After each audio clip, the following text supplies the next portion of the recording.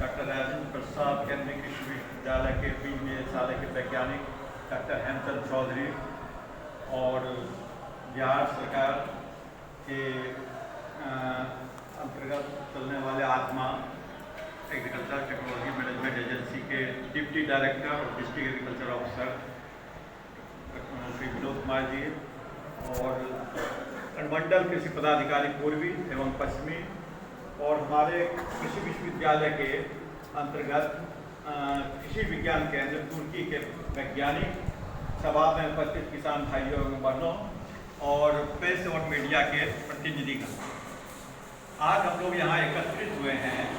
खास करके मुजफ्फरपुर जिले के किसान इतने ज़्यादा संख्या में उपस्थित हुए हैं, यह देख करके बहुत अच्छा लग रहा है कि किसानों में जागरूकता बढ़ रही है कृषि के प्रति और नए नए जानकारी हासिल करना चाहते हैं। तो एक हम लोग अभी जो चल रहा प्रोग्राम है कि बीज उत्पादन कार्यक्रम। तो कोई भी कार्यक्रम, कोई भी उद्यम जो है उसके बिना ट्रेनिंग के, बिना प्रशिक्षण के शुरू करना ठीक नहीं होता है। तो आप जो एक बीज उत्पादन कार्यक्रम करने जा रहे हैं उसके प्रति बिहार सरकार जो है प्रशिक्षण कार्यक्रम का आयोजन कर रहा है और आप लोग उसको सीखने के लिए आए। तो मनुष्य का जो साइंटिफिक नेम है वो होता है होमो सेपियंस। होमो मीन्स होता है कंटिन्यूअस, कंटिन्यूअस मीन्स लगातार, सेपियंस मीन्स लर्निंग, सीखना। जिसमें हमेशा सीखने की प्रवृत्ति हो वही मानव कहलाता है। तो आप लोग सीखने के लिए आए हैं तो शांति से सीखिए, क्योंकि आपको गप करने का तो बहुत ज़्यादा सब जगह बहुत टाइम है, लेकिन आप आए हैं उतना दूर से, कुछ सीख करके जाइए, ज्ञान हासिल करके जाइए। ठीक है ना, बिना ज्ञान का किसी का कुछ नहीं होता है और ज्ञान ही शक्ति है। Knowledge is power. जिसको ज्ञान रहेगा उसके पीछे 10 आदमी घूमेगा। इसलिए जानकारी हासिल करिए। बहुत सौभाग्य की बात है कि आपको एक जगह पर बहुत सारे विषय पर जानकारी दिया जा रहा है। तो बीज जो है वो एक क्रूशियल, क्रिटिकल और वाइटल इनपुट है। उसके बिना सारा कृषि कार्य बेकार है। यदि हमारा बीज ही अच्छा नहीं रहेगा तो हम क्या खेत उसमें खाद डालेंगे और पानी डालेंगे और क्या क्या लगेगा, जो बीमारी क्या होगी। इसलिए बीज जो है हम ऑथेंटिक सोर्स से, और बीज जो हमारा गुणवत्ता युक्त बीज है वो साधारण बीज की तुलना में 20 से 25% अधिक उत्पादन देते हैं और किसान को भरपूर उत्पादन प्राप्त होता है। क्या कि उत्पादन दो तरह से बढ़ाया जा सकता है। एक जमीन को बढ़ाकर, उसको कहते हैं हॉरिजॉन्टल प्रोडक्शन, और दूसरा प्रति इकाई समय में, प्रति इकाई क्षेत्रफल में हम उत्पादकता बढ़ाकर, उसको कहते हैं वर्टिकल प्रोडक्शन। जमीन को बढ़ाकर उत्पादन बढ़ाना संभव है आज के समय में, क्योंकि हमारा जमीन जो है घटते जा रहा है। या तो इंडस्ट्री बन रहा है, रेलवे लाइन बन रही है, सड़क बन रहा है, अपार्टमेंट बन रहा है और बहुत सारा योजना में जमीन जा रहा है। तो हमको जमीन को नहीं बढ़ा सकते हैं। तो हम लोग प्रति इकाई क्षेत्रफल में, प्रति इकाई समय में उत्पादन को बढ़ा करके, जिसको कहते हैं उत्पादकता, उत्पादकता को बढ़ा करके ही हम उत्पादन को। तो बीज में जो खर्च होता है उसमें बहुत, टोटल लागत खर्च कृषि का जो है उससे बहुत कम उसमें भाग आता है। इसलिए बीज हमको जहाँ से भी मिले बढ़िया बीज लेना चाहिए, ऑथेंटिक सोर्स से बीज लेना चाहिए, प्रमाणित बीज लेना चाहिए। ऐसा नहीं कि कहीं भी मार्केट में मिल गया, प्राइवेट में ले लिए तो उसका खामियाजा भुगतना पड़ता है। और सौभाग्य की बात है कि आपके अगल बगल में बहुत सारा इंस्टीट्यूट है, जैसे डॉक्टर राजेंद्र प्रसाद केंद्रीय कृषि विश्वविद्यालय का जो है बीज निदेशालय, उसमें सभी तरह के बीज उपलब्ध हैं और सभी कैटेगरी के बीज उपलब्ध हैं। ठीक है। और दूसरा जो है वॉर्डलॉग इंस्टीट्यूट ऑफ साउथ एशिया, वही पूसा में ही है, वहाँ भी बीज उपलब्ध है। तीसरा जो है इंडियन एग्रीकल्चर रिसर्च इंस्टीट्यूट, भारतीय कृषि अनुसंधान संस्थान का एक रीजनल स्टेशन है, पूसा में ही है, वहाँ भी विभिन्न फसलों के बीज उपलब्ध है। चौथा है BRBN, बिहार राज्य बीज निगम। पांचवा जो है NSC, नेशनल सीड कॉर्पोरेशन। तो बहुत सारा जो है, उसके बाद जो है बाहर से भी लोग मंगाते हैं जो रिप्यूटेड है। तो वहां से लीजिए। और बीज ऐसा सेंसिटिव है, बीज उत्पादन करके अब जैसे तैसे कर दीजिएगा, फिर दूसरे साल आपको हंगामा हो जाएगा। यदि गुणवत्ता युक्त बीज नहीं दिए, जर्मिनेशन नहीं हुआ, तो किसान तो मार कर देगा, हल्ला कर देगा, हंगामा मचा देगा। इसलिए इतना आसान नहीं है, आसान करना पड़ता है, करना ध्यान देने की जरूरत है, बहुत बारीकी से आपको बीज उत्पादन करना होगा, ठीक है ना। उसका जो मानक है, बहुत सारे मानक हैं, उसको पूरा करना पड़ेगा, ठीक है। तो उसी संबंध में हम लोग प्रशिक्षण में आए हैं, तो आपको जानकारी हासिल इससे करिए। जैसे बीज में कैटेगरी होता है, विभिन्न प्रकार का कोटि है। सबसे पहला है कि न्यूक्लियस सीड, उसको नाभिक बीज कहते हैं, 100% प्योर होता है, ठीक है। वो वैज्ञानिक जो है वो उसको जाता है, प्रोडक्शन करता है, उत्पादन करता है उसका।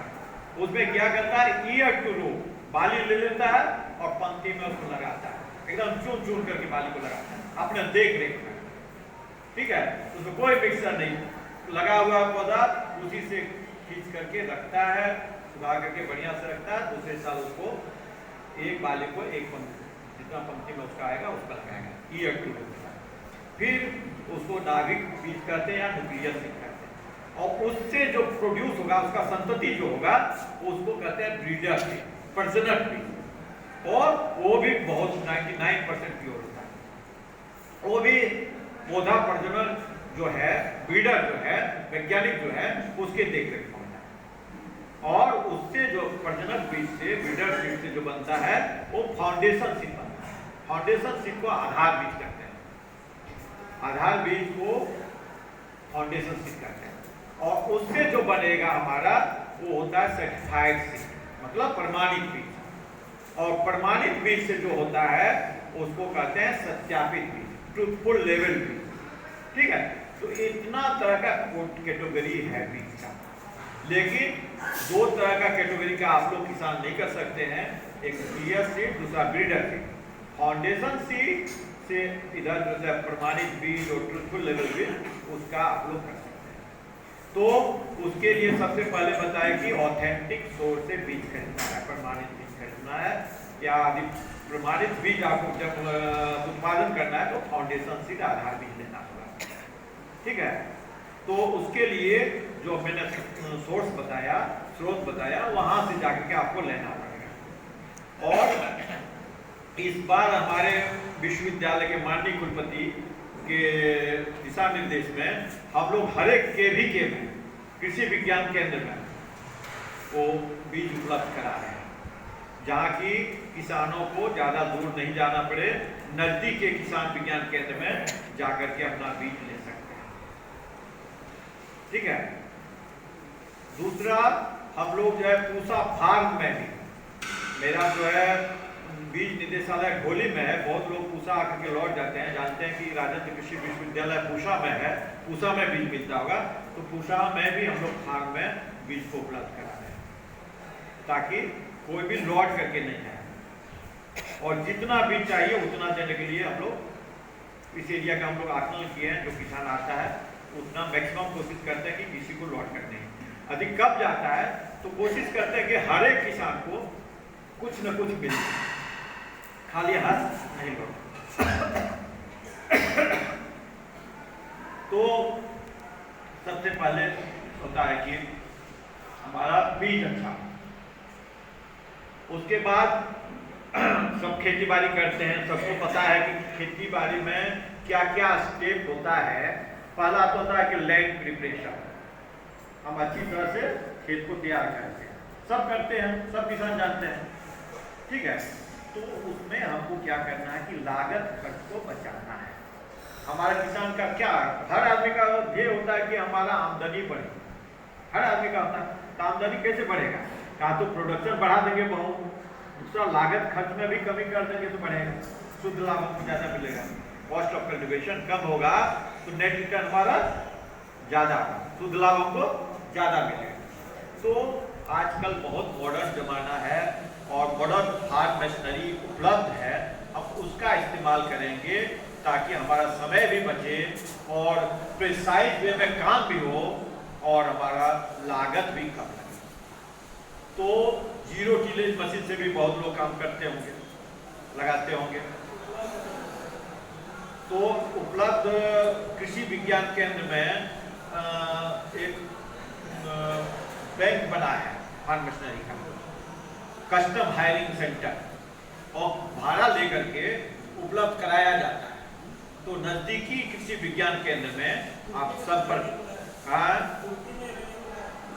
होगा, निश्चित होगा। हर एक कृषि विज्ञान केंद्र में एक फार्म मशीनरी का बैंक बनाया गया और उसको कस्टम हायरिंग बेसिस पे किसानों को उपलब्ध कराया जाता है। जैसे laser levelling machine, zero tillage machine, weeder, sprayer, ये सब तो मेन चीज है ना आपका। तो ये सब चीज का आप इस्तेमाल करिए, ताकि आपको, एक तो मेन प्रॉब्लम होता है कि लेबर का स्कार्सिटी है, दूसरा टाइम हमारे पास नहीं बचता। जैसे धान हमारे यहाँ लॉन्ग ड्यूरेशन का वैरायटी लगता है, करते करते दिसंबर चला जाएगा तो हमको टाइम बचेगा नहीं, तो हम अब खेत तैयार करने में टाइम लगेगा। तो करता है कि जीरो टिलेज से हम लोग कर देते हैं, टाइम सेव करके समय बचाना है। और टाइम ऐसा इंपॉर्टेंट इनपुट है जिसमें कोई खर्च नहीं लगता है, और सारा इनपुट में आपको खर्च लगता है। जैसे खाद लीजिएगा, खेत तैयार करिएगा, पानी सिंचाई करिएगा, फर्टिलाइजर और क्या कहते हैं, इंसेक्टिसाइड, पेस्टिसाइड, हर्बिसाइड, जो भी उपयोग करिएगा सब में पैसा लगता है। लेकिन समय में पैसा लगता है नहीं। इसको आपको सोचना है, अच्छा निर्णय लेना है, अलर्ट रहना है कि हम कब करें कि हमारा सही टाइम पर हो जाए।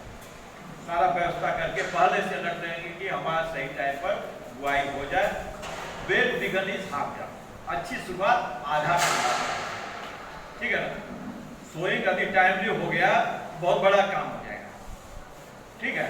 तो उस पर ध्यान देने की जरूरत है। दूसरी बात आती है कि बहुत तरह का बीमारी जो है बीज से भी होता है, बीज जनित रोग होता है। दो तरह का होता है, एक सीड बॉर्न डिजीज, एक सॉइल बॉर्न डिजीज। तो एक तो मिट्टी से होता है और बीज से होता है। तो बीज को उपचारित करते हैं, बहुत सारे ट्रेनिंग में आप लोग ब्यास वगैरह का होता होगा तो सुने हुएगा, और नहीं तो पूछ करके भी आप जान सकते हैं कि बहुत सारा केमिकल है जिससे बीजोपचार करते हैं, तो बीज जनित रोग नहीं होता है, ठीक है। और बीज की कितनी मात्रा होनी चाहिए, बीज दर करते हैं, ठीक है। तो सब लोग को ये जानकारी होगा कि 100 मीटर लंबा और 100 मीटर चौड़ा जो क्षेत्र होता है वो 1 हेक्टेयर होता है। समझ रहे हैं बात को? मतलब एक लंबाई चौड़ाई जिसका बराबर होगा क्या होगा, वर्ग होगा। वर्ग का क्षेत्रफल होता है भुजा स्क्वायर। 100 मीटर इंटू 100 मीटर मतलब 10,000 स्क्वायर मीटर का जो क्षेत्र होगा वो 1 हेक्टेयर होगा, ठीक है। और 2.5 एकड़ का जो क्षेत्र होता है वो 1 हेक्टेयर, 1 हेक्टेयर में 2.5 एकड़ होता है, ठीक है। तो 1 एकड़ में कितना स्क्वायर मीटर होगा, 4,000 स्क्वायर मीटर। 4 नहीं है 100 है ना, तो 4,000 स्क्वायर मीटर। 4 10 होता है, ठीक है। मतलब 10,000 स्क्वायर मीटर में 4,000 का 2.5 गुना करिएगा तो 10,000 स्क्वायर मीटर, ठीक है। तो आपको एक ये है। दूसरा, यहाँ लोग 2 एकड़ हेक्टेयर नहीं जानते हैं, कट्ठा में बात करते हैं, कट्ठा और बीघा और ऐसे करते हैं। तो हम जो जान रहे हैं इस एरिया में 55 कट्ठा का 1 हेक्टेयर होता है। क्या सही है? 55 कट्ठा का 1 हेक्टेयर होता है। तो 1 एकड़ में कितना हो गया, 22 कट्ठा हो गया। इसको इसलिए जानकारी रखना जरूरी है कि बीज दर जो है हेक्टेयर में बताया जाता है आपको। तो कितना कट्ठा में कितना लगेगा, 55 कट्ठा में इतना लगा। जैसे मान लीजिए एग्जाम्पल लिए गेहूं का हम लोग 100 kg प्रति हेक्टेयर बीज दर बताते हैं, ठीक है ना। तो 55 कट्ठा में 100 kg, ठीक है। सिंचित अवस्था में समय पर बुआई के लिए ये चल है। अब विलंब होगा तो कुछ बीज दर बढ़ेगा, लेकिन ये स्टैंडर्ड जो सिंचित है, इरिगेटेड एरिया है और समय पर बुआई करेंगे उसके लिए 100 kg प्रति हेक्टेयर है। तो उसी अनुसार से 55 कट्ठा में इतना लगा, 1 कट्ठा में कितना होगा निकाल लेंगे, लगभग 2 kg पर कट्ठा हो गया, है ना, ठीक है। तो इस अनुसार से इसको जानकारी रखना जरूरी है। दूसरा, फर्टिलाइजर भी देंगे तो उसका रिकमेंडेशन हेक्टेयर में है। जैसे गेहूं में, धान में 120 kg nitrogen, 60 kg phosphorus, 40 kg potassium देते हैं। तो उसको निकालना पड़ेगा।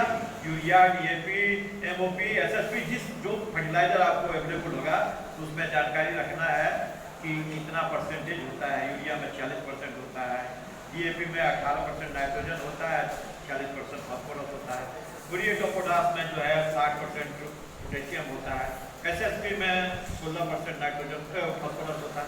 तो ये सब की जानकारी रखना पड़ेगा। उसके साथ साथ जैसे बताया गया कि अभी खरपतवार को नियंत्रण, अच्छा, जीरो टिलेज मशीन का जब करेंगे, समय हमको नहीं बचेगा, खेती नहीं कर पाते हैं तो उसके लिए प्री रिक्विजिट है खरपतवार नियंत्रण का। खरपतवार यदि नियंत्रण नहीं होगा तो जीरो टिलेज मशीन से करेंगे तो हमारा फसल को ही घास पात दबा देगा।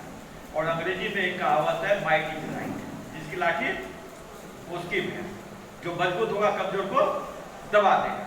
यदि हमारा फसल कमजोर हो जाएगा, घास पात उसको दबा देगा। यदि शुरू के अवस्था में हम लोग उसको खरपतवार से मुक्त रखेंगे तो मेरा फसल लहलहाएगा, खरपतवार आ भी जाएगा तो उसको सप्रेस कर देगा, उसी को दबा देगा। ठीक है। कुछ किसान ऐसे भी होते हैं जो एक बार खेत में बुआई कर दिए, फिर वो देखने नहीं जाते, मजदूर के भरोसे में रहते हैं। मजदूर को पढ़ा लिखा होता नहीं है, उसको उतना जानकारी नहीं है, आप नहीं पूछते रहिएगा तो चल रहा है आपका। तो कभी कभी ऐसा होता है कि आपका फसल जो है दबा रहता है, घास पाती ज़्यादा रहता है। और वैज्ञानिक प्रूव कर चुका है, पौधे भी हंसते और रोते हैं, जगदीश चंद्र बसु। और पौधा बोलता भी है, विस्पर करता है। उसको कौन सुन सकता है? जो रोज खेत के पेड़ पे जाएगा।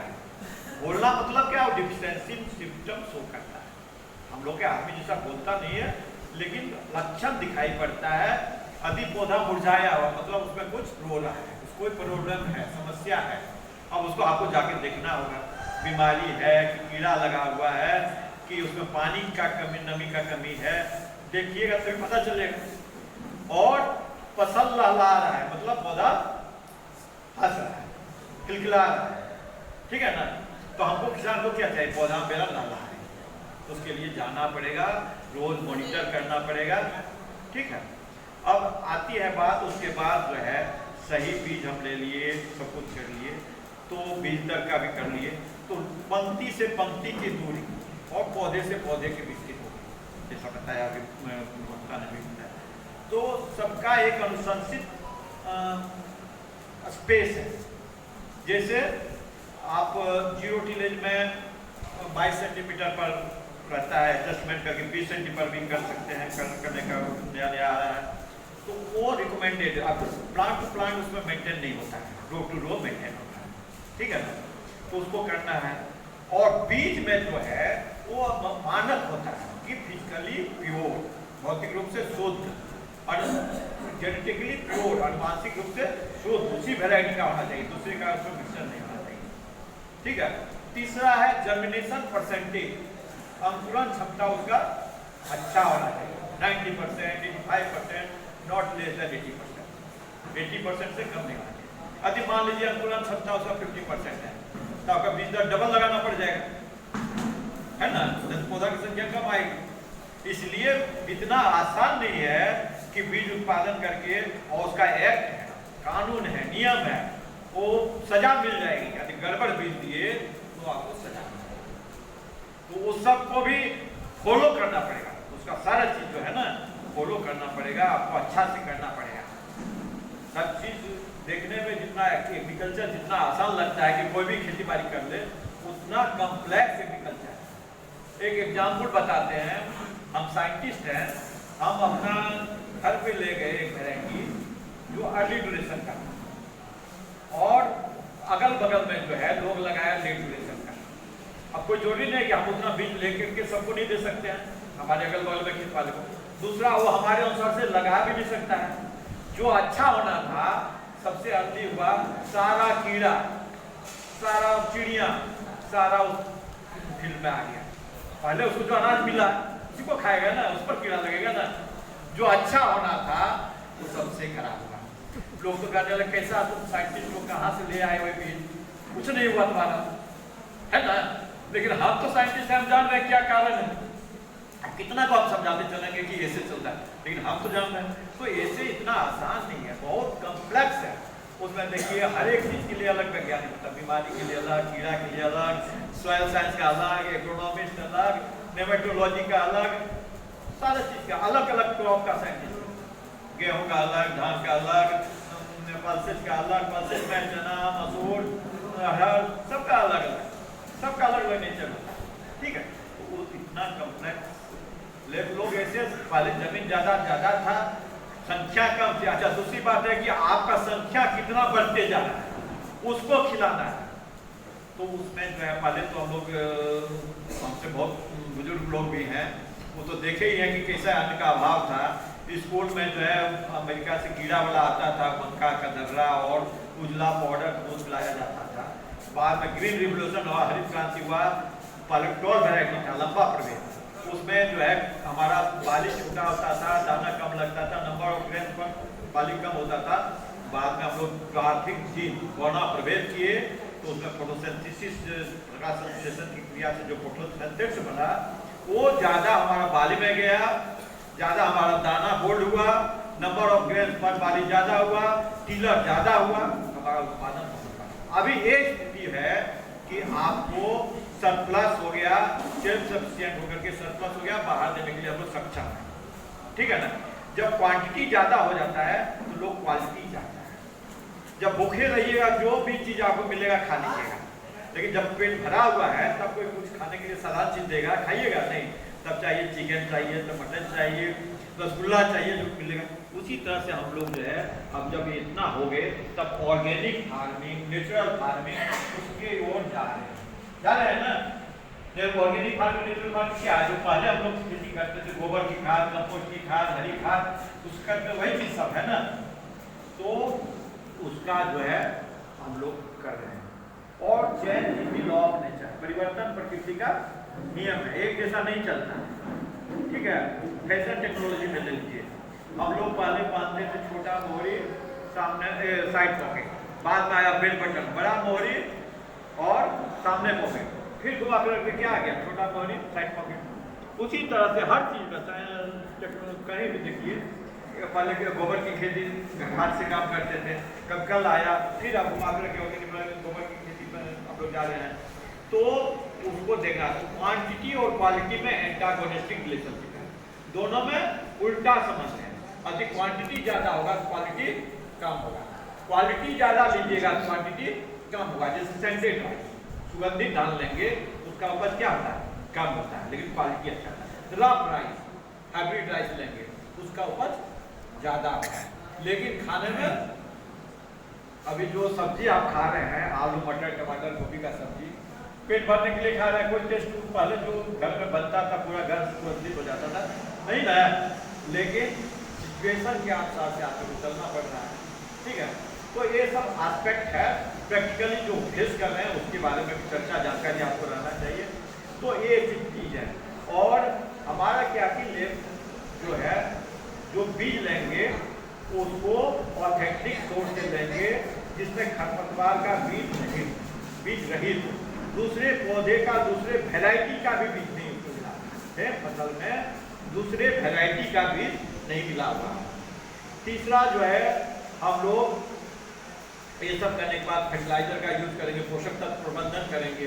तो अब जो है इतना केमिकल का यूज हुआ, फर्स्ट जो ग्रीन रिवोल्यूशन आया, ग्रीन रिवोल्यूशन, वो पंजाब, हरियाणा, राजस्थान और वेस्टर्न यूपी में आया, तो बहुत ज़्यादा जो केमिकल का यूज हुआ, तो अभी इतना बीमारी उसके चलते बढ़ा।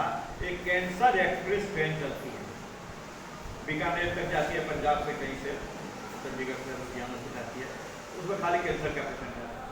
तो उस सब को भी देखना है, देख करते हुए लोग जो है इंटीग्रेटेड अप्रोच, हमको उत्पादन भी बढ़ाना है, क्वालिटी भी मेंटेन करना है, और मृदा का जो सॉइल है, मिट्टी है, उसका भी हेल्थ पर ध्यान देना, उर्वरा शक्ति को मेंटेन रखना। जब तक वो सब नहीं करेंगे, पर्यावरण भी प्रदूषित नहीं होगा। सबको देखते हुए तो इंटीग्रेटेड अप्रोच चलाना, क्योंकि एक चीज, हम ऑर्गेनिक फार्मिंग या नेचुरल फार्मिंग पर खाली चलेंगे तो श्रीलंका जैसा एक स्थिति नहीं हो जाए कि हमको कुछ मिलेगा। हमको प्रोडक्शन भी बढ़ाना है, क्वालिटी भी मेंटेन करना है, पर्यावरण को भी देखना है, मिट्टी के उर्वरा शक्ति को भी मेंटेन करना है, ठीक है। तो ऐसा काम करना है ताकि हमारा उत्पादन भी बढ़े, और अब बीज पर आ रहे हैं, तो उसमें होता क्या है कि हम लोग उसमें जो खेत में लगा हुआ है, तो उसमें जो बीज को हमको नियंत्रण करना है, एक खरपतवार को नियंत्रण करना है। खरपतवार नियंत्रण के लिए बहुत सारा प्रिकॉशन, सावधानी बरतने की जरूरत है। सावधानी क्या है? जैसे हम लोग बीमार पड़ते हैं, उसके लिए क्या करते हैं? सावधानी बरते कि बीमार नहीं हो। अभी बीमार पड़ गए तो हम डॉक्टर के पास जाते हैं, इलाज करके ट्रीटमेंट कराते हैं। इंग्लिश में है prevention is better than cure और ट्रीटमेंट। सावधानी बरतेंगे कि हमारी बीमारी हो नहीं, यदि आ गया तो हम लोग इलाज करेंगे। तो उसके लिए प्रिकॉशन, सावधानी क्या बरतेंगे? खरपतवार के बीज रहित बीज नहीं, ताकि खरपतवार के बीज के साथ अपना बीज, फसल के बीज के साथ खरपतवार का बीज नहीं आ जाए। लगाएंगे तो उसका भी पौधा आ जाएगा, तो फिर फसल के बीज के साथ मिल जाएगा। ठीक है। दूसरा, हम लोग जो है सही टाइम पे लगाएंगे ताकि हमारा वो पौधा में जो है डोमिनेट कर जाए, बीज के साथ कंपटीशन में आगे। ठीक है, इस सब को ध्यान रखते हुए दूसरा है कि पार्टली और अनडिकम्पोज FIM कंपोस्ट कंपोजिशन, मतलब पूरी तरह सड़ी हुई गोबर की खाद या कंपोस्ट का यूज करेंगे।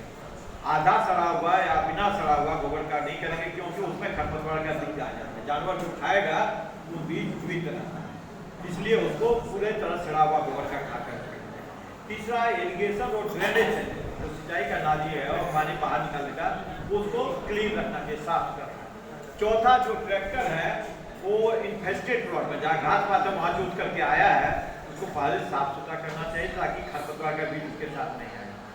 पांचवा है कि क्वारंटाइन रूल है, हमारे यहाँ नहीं है, कर्नाटका बेंगलोर में है, कर्नाटका स्टेट में एक डिस्ट्रिक्ट से दूसरे डिस्ट्रिक्ट जाएगा कोई भी, उसका क्वारंटाइन चेक हो, ताकि उसमें खरपतवार का बीज नहीं मिला हुआ हो, कोई इसमें बीमारी नहीं हो, ये सब चेक करके दिया जाता है। ठीक है, तो ये तो यहाँ नहीं है, लेकिन वो सब भी एक मेथड है। ठीक है, तो उसको हम लेंगे और उसको लगाएंगे। और खरपतवार क्या होता है? खरपतवार जो है अवांछित पौधा है और हमारे फसल के पौधा के साथ प्रतिस्पर्धा करता है, कंपटीशन करता है। किसके लिए करता है? तो सूरज के प्रकाश के लिए, स्पेस के लिए, जो स्थान है उसको घेर लेता है। तीसरा, नमी के लिए, ठीक है ना, वहाँ जो मॉइस्चर रहता है उसके लिए करता है। तो इस सब को कंपटीशन करेगा हमारे फसल के उत्पादन में, तो नमी ये आएगा। पोषक तत्व वहाँ जो उस एरिया में उसको भी एक्सपोज कर देता है। यदि मान लीजिए ये पौधा हमारा है, इसके चारों तरफ खरपतवार का बीज है, उसको साफ कर देंगे तो सारा जो है नमी इसको मिलेगा, सूरज का प्रकाश पूरा स्पेस को, स्थान को यूज करेगा और जो पोषक तत्व रहेगा ये मिलेगा। और नहीं यहाँ अगल बगल में बहुत सारा पौधा है तो सब शेयर करेगा। और कंपटीशन तब सीवियर हो जाता है जब बहुत ज़्यादा पॉपुलेशन हो जाएगा। यदि कम रहेगा तो ठीक है, निकाल देगा। जैसे मान लीजिए 10 गो सेब यहाँ है और इतना लोग हैं, तो क्या कंपटीशन होगा? मारा पिट्टी होगा, छीना झपटी होगा ना 10 सेब खाने के लिए। यदि यहाँ 5000 सेब रहेगा तो कंपटीशन होगा? नहीं होगा। तो वो सब देखना है। और critical period of crop with competition होता है। हमेशा फसल को खरपतवार मुक्त रखना जरूरी नहीं, वो शुरू के बुआई से लेकर के और 1/3 ऑफ क्रॉप ड्यूरेशन, जो फसल लगा रहे हैं उसका क्या अवधि है, उसका पकने तैयार होने का। जैसे मान लीजिए धान का कोई प्रभेद 100 दिन का है, कोई भी प्रभेद मान लीजिए, और 100 दिन में हमको शुरू के बुआई से लेकर के 30 दिन तक, 30 से 35 दिन तक खेत को साफ सुथरा रखेंगे ताकि हमारा फसल डेवलप करे। और उसके बाद खरपतवार आता है तो फसल को कोई बर्बाद नहीं, कोई क्षति नहीं पहुँचाएगा, ताकि हमारा रिम्यूनरेटिव लॉस नहीं हो। आप देख लीजिए 1 एकड़ में आपको कम से कम 20 लेबर लगेगा। 1 हेक्टेयर में कितना लग जाएगा? 50 लेबर। 300 के हिसाब से रखिए तो कितना लग जाएगा? 15,000 रुपया। 15,000 रुपया लागत खर्चा का पड़ जाएगा, तो कहाँ से उस मेंटेन आप कर पाइएगा? तो उसको ध्यान में रखते हुए तो, और टीडीएस जॉब बैठ करके निकालना, लेबर से निकलवाना बहुत मेहनत लगता है और टाइम टेकिंग है। एक तरफ से करते जाइए, दूसरे जगह पहुंचिएगा तो फिर वहाँ घास आ जाएगा। तो उसी को देखते हुए केमिकल का यूज हेर्बिसाइड अब आजकल इतना बढ़िया मॉलिक्यूल आ गया है, इतना एफिशिएंट आ गया है, उसका यूज एफिशिएंसी इतना ज़्यादा है कि बहुत कम क्वांटिटी में बहुत इफेक्टिव। जैसे आपको बताया गया कि टोटल सल्फोसल्फिरन प्लस मेटसल्फिरन जो आता है वो सकरी पत्ती और चौड़ी पत्ती दोनों को कंट्रोल करता है। अब मात्र 16 ग्राम में 1 हेक्टेयर में करते हैं और उसको जानकारी रखना होगा कि उसमें एक्टिव इंग्रेडिएंट होता है। जैसे फर्टिलाइजर में है ना कि 100 kg लीजिएगा यूरिया, उसमें 46 kg आपको नाइट्रोजन मिलेगा, बाकी सब इनर्ट मटेरियल फालतू चीज है। उसी तरह से हर्बिसाइड में एक्टिव इंग्रेडिएंट सक्रिय पोषक तत्व होता है। जैसे नॉमनीपोल सोडियम है, उसमें मात्र 10% आता है, उसको आपको जो डोज है उसका 10 गुना लेना पड़ेगा तभी इफेक्टिव होगा। और ये सब बहुत टेक्निकल है, कितना मात्रा में देना है, कब देना है और किस फसल में देना है, इसको जानकारी रखिए तभी उसका इस्तेमाल करें। नहीं तो जहर है, एक बार जहर खा लेने के बाद बचना बहुत मुश्किल है, इतना आसान नहीं बना। उल्टी कराना, ये कराना, फिर डॉक्टर सब जो पूरा सिस्टम में आ गया तो फिर बहुत मुश्किल है। कभी कभी किसान जो है बहुत ज़्यादा चतुर चालाक हो जाते हैं, उनको सब्सिडी में जो मिलता है धान के लिए वो मक्का में इस्तेमाल करते हैं कि हम चलो बचा करके रखे, वो दूसरे में करते हैं। उसके बाद फोन आता है कि सर देखिए ऐसे स्प्रे किए, पौधा पर लग गया, अब क्या उपाय करें। अब एक बार जहर खिला दिए किसी को तो उसको बचाना इतना आसान है, पानी दीजिएगा बॉडी फिटनेस उसका बढ़ेगा, ठीक है ना। तो इसीलिए सोच समझ करके कि दुकानदार के कहने पर कि नहीं मिले जाइए करके लॉस तो आपका होगा। जब तक आप वैज्ञानिक उपलब्ध है, फोन नंबर उपलब्ध है और इंटरनेट का जमाना है और इतना बढ़िया फैसिलिटी आज के जमाने, पहले की बात छोड़िए, अब इतना बढ़िया जमाना आ गया है, तो आप उसका इस्तेमाल करके वैज्ञानिक से पूछ करके और बिहार सरकार के जो है डिपार्टमेंट ऑफ एग्रीकल्चर के स्टाफ और पदाधिकारी कर्मचारी, उससे पूछ करके ही इस्तेमाल करें ताकि आपका जो है सही यूज हो। 2 तरह का हर्बिसाइड होता है, एक प्री इमर्जेंस, दूसरा पोस्ट इमर्जेंस। प्री इमर्जेंस हम तुरंत के पहले करते हैं, पोस्ट इमर्जेंस बुआई के 20 दिन 25 दिन 30 दिन के बाद करते हैं, ठीक है। और 2 तरह का होता है, सेलेक्टिव और नॉन सेलेक्टिव। सेलेक्टिव होता है कि चून करके मारना, नॉन सेलेक्टिव जो सामने आ गया उसको मारना। जैसे आतंकवादी आएगा वो तो चून करके नहीं मारेगा, कितना दिखेगा सबको मारेगा, है ना। लेकिन आपको किसी से दुश्मनी है तो जिससे दुश्मनी है उसी को मारेगा। उसी तरह से हर्बिसाइड में खरपतवार नाशी जो है वो चून करके मारना है। जैसे धान का फसल है आपका, उसमें जो हर्बिसाइड रिकमेंडेड है वो केवल खरपतवार को मारेगा, धान की फसल को थोड़ा सा भी बर्बाद नहीं करेगा, ठीक है ना। तो उस तरह से और कितने मात्रा में, और आजकल तो पहले तो आता था कि बल लगा के ऐसे ऐसे करते थे, नेपसिक स्प्रेयर था, अब तो मोटर स्प्रेयर, मोटराइज्ड स्प्रेयर आ गया, बैटरी ऑपरेटेड आ गया, उसमें बल्ब भी नहीं लगाना है, जाकर के स्प्रे कर देना है, ठीक है। उसमें ट्रैक एंड नोजल फिट होना चाहिए, ठीक है। तो उसको कितना पानी में हमको कितना दवाई देना है, 2 तरह से होता है। एक तो डोज है एरिया के हिसाब से, दूसरा पानी के हिसाब से। जैसे जनरली हम नेपसेक स्प्रेयर में 500 लीटर पानी 1 हेक्टेयर में देते हैं, ठीक है। 1 हेक्टेयर में 500, तो 1 एकड़ में कितना हो गया 200 लीटर। तो हम निकाल लेंगे 500 हेक्टेयर, 1 हेक्टेयर से जितना दवाई की मात्रा है 500 लीटर में उतना लग रहा है, तो 1 लीटर में कितना लगेगा, निकल जाएगा दवाई, ठीक है ना। दूसरा, इतने 1 हेक्टेयर लिए इतना दवाई है तो आपको 55 कट्ठा के लिए इतना है, तो 1 कट्ठा कितना लगेगा, उससे बेल निकल जाएगा, ठीक है। तो उसको निकाल करके आप कर सकते हैं। और अब बहुत देर हो गया, उसमें जो है हमारा क्या है कि एक तो बीज उत्पादन, दूसरा प्रसंस्करण प्रोसेसिंग। तो सीड प्रोसेसिंग जैसे आपके यहाँ उत्पादन करिएगा, आपके यहाँ से बीज प्रोक्योर किया जाएगा, खरीदा जाएगा, उसके बाद प्रोसेसिंग मशीन होता है। जैसे यहाँ मुसारी में 1 TPH 1 टन प्रति हेक्टेयर, 1 टन में होता है 10 क्विंटल, 1 घंटा में 10 क्विंटल वो प्रोसेस करेगा। कहीं 4 TPH होता है, मतलब 1 घंटा में 40 क्विंटल, बड़ा मशीन है वो 40 क्विंटल जो सीड है उसको प्रोसेस कर देगा। तो वो करेगा, उसको हम लोग प्रोसेस करते हैं, उसमें क्या होता है क्लीनर, ग्रेडर, सोटर, सब कुछ करके जो आप बीज उत्पादन करते हैं वही बीज नहीं आपको मिलता, उसमें बहुत सारा प्रोसेसिंग होता है। अच्छा, इस साल बीज उत्पादन किए, उसको ले जाकर भंडारण करना पड़ता है, रखना पड़ता है, अगले साल हमको उसको प्रोसेस करना पड़ेगा। तो खराब नहीं होगी, मॉइस्चर नहीं लगे, नमी का मेंटेन करना पड़ेगा। पूरा सील किया जाता है गोडाउन को, गोडाउन की दीवार से हटा करके रखा जाता है, उस पर क्या करते हैं वो ऊंचा मचान से रखा जाता है, उसको बहुत ट्रीटमेंट किया जाता है, दवाई दिया जाता है ताकि कीड़ा नहीं लगे, बीमारी नहीं लगे, तब वो बीज के रूप में आता है। तो एक तो हो गया उत्पादन प्रसंस्करण, तीसरा है विपणन। जैसे हम लोग जो है, जैसे बिहार सरकार, हम लोग भी विश्वविद्यालय में भी पार्टिसिपेटरी मोड में शांत सहभागिता कार्यक्रम में बीज उत्पादन करते हैं, ठीक है।